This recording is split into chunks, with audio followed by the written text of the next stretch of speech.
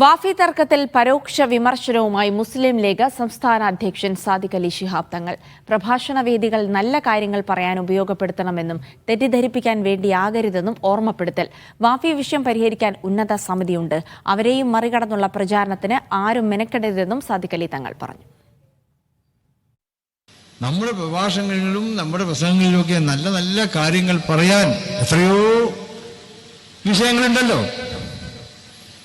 നമ്മുടെ വേദികൾ അതിനുവേണ്ടിയാണ് നമ്മൾ പ്രയോജനപ്പെടുത്തേണ്ടത്,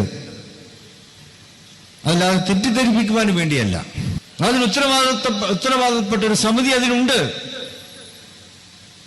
സമസ്ത കേരള ജമിയത്തുൽ ഉലമയുടെ ഉന്നത മുഷാവറ അംഗങ്ങൾ ഉൾക്കൊള്ളുന്ന ഒരു സമിതിയാണ്. അവരെയും മറികടന്നുകൊണ്ടുള്ള പ്രചാരണത്തിനൊന്നും ആരും മെനക്കെടരുത് എന്ന് എനിക്ക് പറയാനുള്ളത്. മുഹമ്മദ് ഷംസീർ ഉണ്ട് വിവരങ്ങൾ നൽകാനായി. ഷംസീർ, ഈ വാഫി തർക്കവുമായി ബന്ധപ്പെട്ട പ്രസ്താവനകളിൽ ആരുടെയും പേരെടുത്ത് പറയാതെ തന്നെ ഒരു പരോക്ഷ വിമർശനമാണ് സാദിഖ് അലി തങ്ങൾ നടത്തിയിരിക്കുന്നത്. അദ്ദേഹം പറഞ്ഞതിന്റെ വിശദാംശങ്ങൾ എന്താണ്?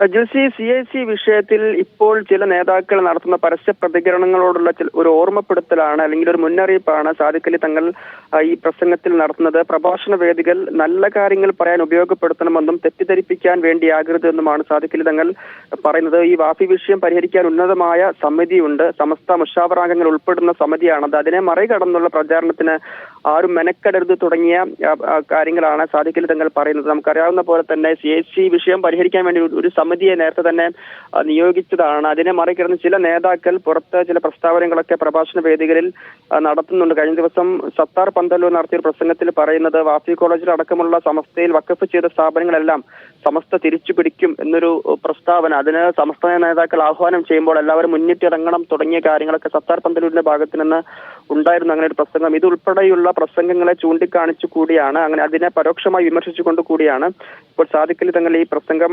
നടത്തിയിരിക്കുന്നത്.